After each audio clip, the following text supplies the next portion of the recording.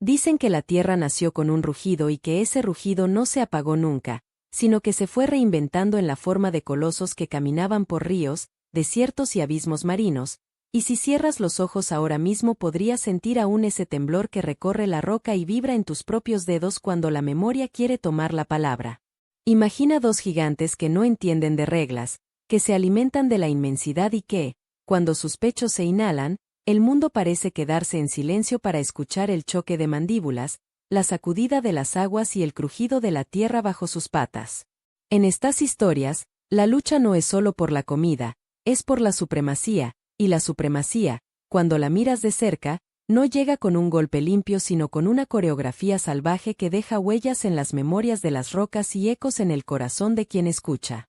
Así comienzan estas peleas legendarias, encuentros entre depredadores gigantes que no se limitaron a cruzar sendas, las rehicieron en cada trazo de fósil, en cada ranura de la coraza marina, en cada sierra de la sierra. Y cada encuentro nos deja una pregunta. ¿Qué hubiera pasado si estos colosos se hubieran cruzado en la misma hora, en la misma playa, con hambre al mismo tiempo? ¿Quién habría sido el último en alzar la vista y decir, con la boca seca, que el mundo comienza de nuevo después de un rugido así? La primera historia nos lleva a un delta inmenso, donde la luz del sol se vuelve bruma sobre aguas poco profundas y la vida late en las sombras. Allí, en un tramo de ribera que parece desbordarse entre raíces y escamas, dos gigantes se miran con curiosidad y una certeza antigua. El hambre no se negocia, se reclama. Uno es Spinosaurus aegyptiacus, el cazador de aguas dulces que presume de una vela que parece un mástil de barco, una vela que sostiene la promesa de un mundo que ya no se quedará quieto ante nada. El otro es Tyrannosaurus rex, el rey de la tierra, un torbellino de músculos y dientes que siempre parece saber a dónde apuntar, incluso cuando todo a su alrededor parece tambalearse. No hay gritos, solo un silencio que se rompe cuando el agua tose al pasar, cuando la arena absorbe el peso de una decisión. Spinosaurus alza su hocico al aire, siente el olor del río mezclado con el aroma de las presas cercanas y, sin perder la compostura, avanza con esa mezcla de fluidez y peso que solo un depredador que ha visto demasiadas lunas puede reunir. Tyrannosaurus rex da un paso corto, luego otro, como si el suelo fuera un telón que se mueve y que tiene que sostener su peso una vez más. ¿Qué ocurre cuando estas dos fuerzas se encuentran? La respuesta no se da de golpe. Primero hay un tanteo, un crujido de dientes contra dientes que no llega a romper la piel, una sacudida de la espalda que no termina en sangre, solo en polvo de roca que se levanta como una pequeña nube. A continuación, el delta se llena de sonidos que no son de un único animal. Hay agua que se abre, hay rocas que crujen, hay silbidos de peces que huyen, y, entre todo, aparece una narrativa en la que cada depredador se da cuenta de que el otro no está para ceder. Spinosaurus, con su hocico alargado y sus patas que se aferran al fango, intenta una embestida que podría haber sido una danza si la telemetría de la sabiduría natural esperara un momento para cancelar la acción. Tyrannosaurus rex responde con un giro brutal de su cuerpo, una patada de la tierra que envuelve al agua en una especie de danza de colmillos y escamas. En estas edades oscuras, los depredadores no luchan para demostrar fuerza, luchan para demostrar que el mundo les pertenece, y que no habrá un tercero que quede entre ellos para mediar la conquista. ¿Quién gana? Quizá nadie, quizá ambos, quizá una decisión que nadie pudo registrar, porque el delta terminó cambiando de color cuando el agua subió y una tormenta repentina apagó la luz y dejó a cada monstruo con una pregunta grabada en la mandíbula. ¿Qué camino sigues cuando ya no te queda nada que perder?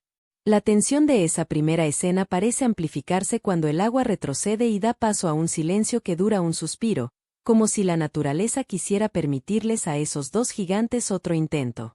Pero el delta, que se sabe sabio y caprichoso, vuelve a hablar, la corriente cambia, la marea se retira y aparece una figura que nunca parecía posible en aquel limbo de agua dulce y fango marrón.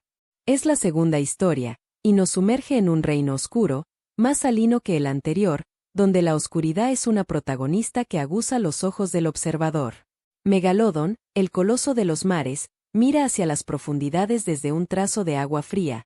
Livyatan Melvillei, el depredador de dientes que parece escupir la historia de los océanos, responde con una aullante serenidad que solo los océanos pueden brindar. En el centro, La batalla se cuela como un rumor que nadie quiere oír.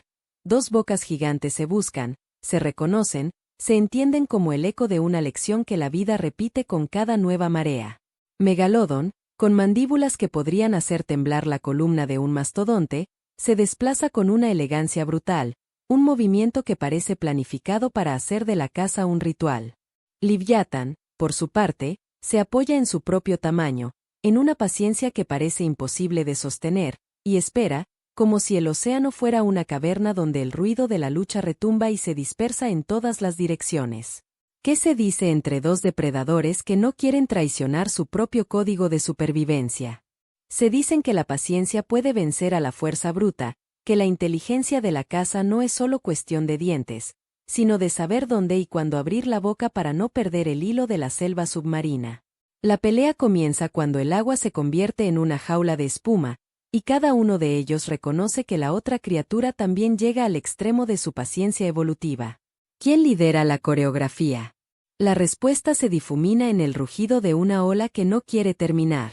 Pero el mundo no se detiene, y la tercera crónica nos invita a un tramo de costa cálida, de aguas que brillan en verde y turquesa, donde Liopleurodon y Mosasaurus, dos gigantes de la pantalla marina, se cruzan con una sagacidad que parece surcar las capas de la historia.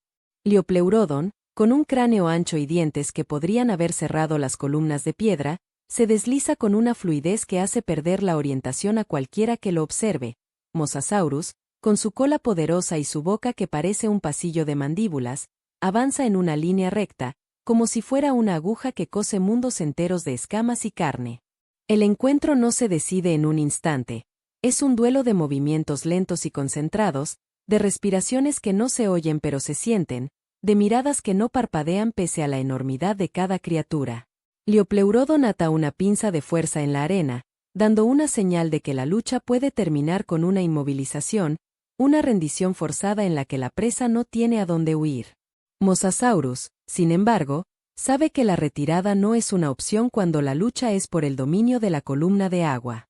Su hocico cava la superficie, genera una onda que confunde a Liopleurodon, y por un instante parece que la pelea podría resolverse por contacto breve, por un cierre de mandíbulas que no llega a cerrarse completamente. ¿Qué nos deja esta escena?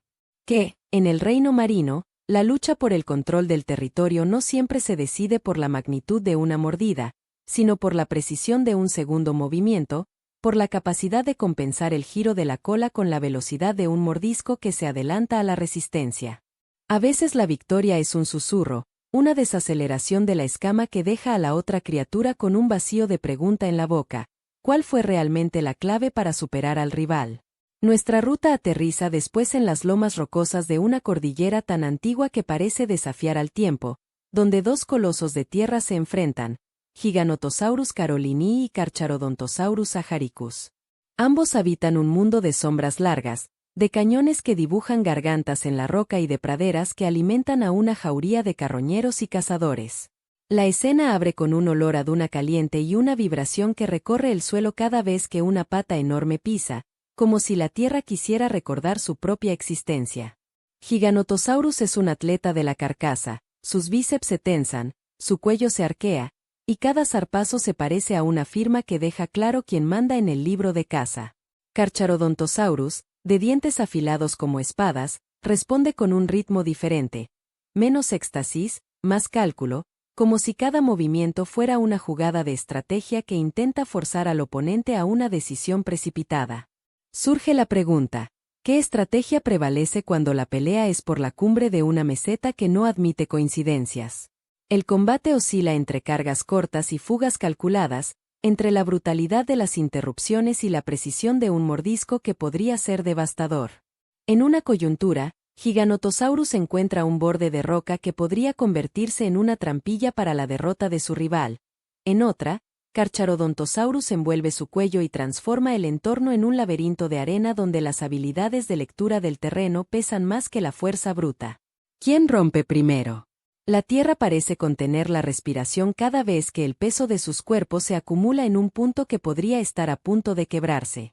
Al final, cada depredador se retira con el sudor salado de la victoria temporal, dejando en el aire el temblor de una pregunta. cuánto de lo visto depende del terreno y cuánto de la voluntad de sostenerse en el choque. La quinta crónica abre una puerta en el cielo, porque la lucha también puede ocurrir arriba, cuando el aire es un territorio de conquista y cada ala es una ech de victoria. Quetzalcoatlus Nortropi, un gigante alado que parece haber nacido para cruzar horizontes imposibles, se cruza con Spinosaurus, el cazador anfibio que no se resigna a que el río sea solo un camino para otros. En este encuentro, la escala es impredecible. Un depredador que camina por tierra con la mirada puesta al frente y otro que domina el aire con talante de trueno. Los dos se miran, cada uno calculando el punto débil del otro. Quetzalcoatlus despliega su envergadura con una discreción que asusta, como si fuera una cortina que se aparta para dejar pasar una verdad. El mundo, para estos monstruos, no se mide en kilómetros, sino en pesos, longitudes y la capacidad de sostener la mirada frente a la amenaza. Spinosaurus, por su parte, no deja que la altura ajena imponga miedo. Afianza el pecho y decide que el territorio de caza es tanto el lodo del río como el aire que rasga. ¿Qué ocurre cuando dos haces del reino se disputan un tramo de atmósfera? La pelea se convierte en una danza de planos, aleteos que buscan desorientar, zarpazos que buscan un hueco en el vuelo, y un juego de paciencia que parece durar una eternidad. Pero incluso cuando uno de ellos se coloca en la mejor posición para completar la maniobra, el otro responde con un movimiento que desarma el plan de ataque y obliga a replantear cada decisión. ¿Puede un depredador alado derribar a un cazador terópodo que no teme moverse entre la bruma de la neblina? La respuesta se esconde en el eco de las alas cuando se cierran, en el crujido de las ramas que ceden al peso de las alas, en el agua que acompaña cada mordisquito que intenta el control de un territorio que ya no le pertenece a nadie por completo. La sexta historia nos recuerda que la fauna terrestre de la última era de hielo no era menos feroz que la de los mares.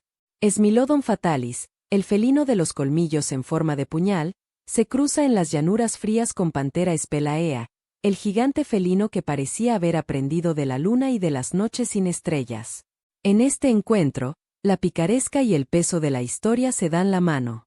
Smilodon, con su cadera poderosa y su capacidad de saltar para asestar un golpe que parezca cortar el aire, se aproxima a Panthera spelaea que, por su parte, trae la experiencia de un mundo donde cada sombra podría ser una presa. El paisaje es una alfombra de hierba áspera, de rocas que recuerda la resistencia de la tierra cuando el hielo cede su peso.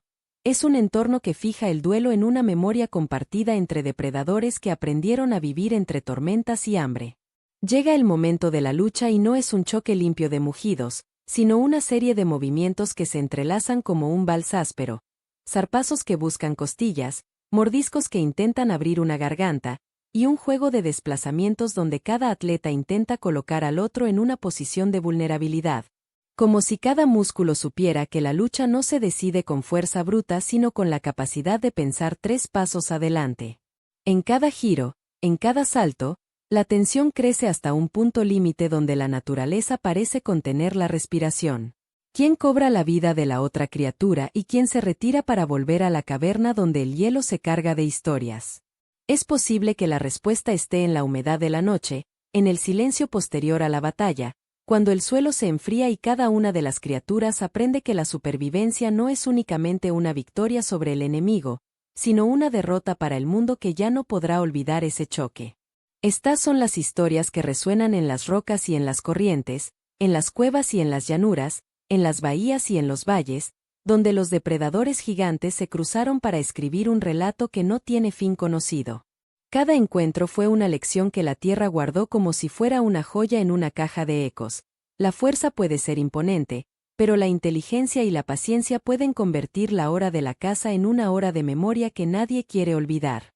En cada batalla quedó claro que el miedo no reina, que la velocidad no determina la culpa, y que la grandeza de un depredador no siempre se mide por el tamaño de sus dientes, sino por la precisión con la que el mundo se rompe ante la necesidad de sobrevivir. A veces, lo más asombroso de estas historias es que no nos dicen quién gana o pierde por completo, sino que nos muestran cómo la vida, en su forma más primitiva y salvaje, negocia la existencia día tras día, lucha por el territorio, defiende su territorio, y, sobre todo, se enfrenta a lo que no puede comprender, la vastedad de su propio poder.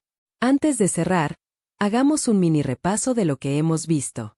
En cada encuentro, la pregunta que parecía simple dejó una respuesta complicada. ¿Qué tan profundamente llega la astucia frente a la fuerza bruta?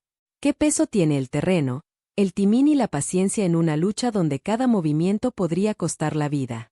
Hemos visto ríos que se convierten en litigios entre especies, mares que se cierran como cortinas y dejan al mundo con un silencio que parece una pausa en una sinfonía de rugidos. Hemos visto a criaturas que avanzan como tormentas, a otras que esperan como sombras, y a todas ellas impulsadas por una necesidad que no se negocia: la conquista de la vida, la defensa de la muerte que se convirtió en una forma de existir. Si hay un hilo conductor, es este: la grandeza de un depredador se mide no solo por el tamaño de su mordida, sino por su capacidad para adaptarse, para entender el tiempo de la lucha y para sostenerse cuando la tierra tiembla. Y, al final, si te interesa saber qué ocurriría si estas batallas se dieran en la misma época, o si prefieres un enfoque más cercano a cada ecosistema, o incluso si quieres escuchar más encuentros entre depredadores gigantes que no quedan fuera de la historia, dímelo en los comentarios. Me encantaría saber qué duelo te intriga más, qué escenario te gustaría explorar y qué preguntas te gustaría ver respondidas. Si quieres otra entrega, dime en los comentarios y seguimos este viaje por las peleas legendarias que la Tierra guarda en su memoria, para que cada rugido no sea solo un sonido, sino una lección que nos invita a mirar con asombro y cautela la inmensidad de lo que una vez caminó por la cara de nuestro planeta. Y si, después de escuchar estas batallas, hay algún detalle que te gustaría que explorásemos con mayor profundidad, comparte esa idea. Quiero crecer contigo en cada episodio y afinar la mirada para entender no solo quién grita más fuerte, sino quién sabe escuchar el latido de la tierra cuando una garganta se abre para devorar el mundo. Porque, al final, la fascinación no está en la derrota o la victoria absoluta, sino en la forma en que estas criaturas aprendieron a moverse entre sombras y luces, a ajustar su norte ante el viento cambiante, a sostenerse cuando todo tiembla, y a dejar una lección: que la grandeza no es un golpe definitivo, sino una danza que puede durar 1000 eras en la memoria de la roca y del agua. Si te gustaría que estas historias se expandieran hacia otros escenarios, como bosques húmedos que hacen de cada tronco una muralla o desiertos donde la temperatura es una prueba constante de resistencia, dímelo y lo llevamos al siguiente episodio. Si prefieres que el foco esté más en las microhistorias de cada encuentro, podemos pasar una tarde entera describiendo cada instante mínimo de respiración, cada giro casi imperceptible, cada chispa de sabiduría que aparece cuando el mundo parece solo grasa de roca y saliva. Si quieres otra entrega, dime en los comentarios y seguimos este viaje por las peleas legendarias que la Tierra guarda en su memoria, para que cada rugido no sea solo un sonido, sino una lección que nos invita a mirar con asombro y cautela la inmensidad de lo que una vez caminó por la cara de nuestro planeta, y que, tal vez, siga caminando, invisiblemente, en las sombras de lo que somos capaces de imaginar.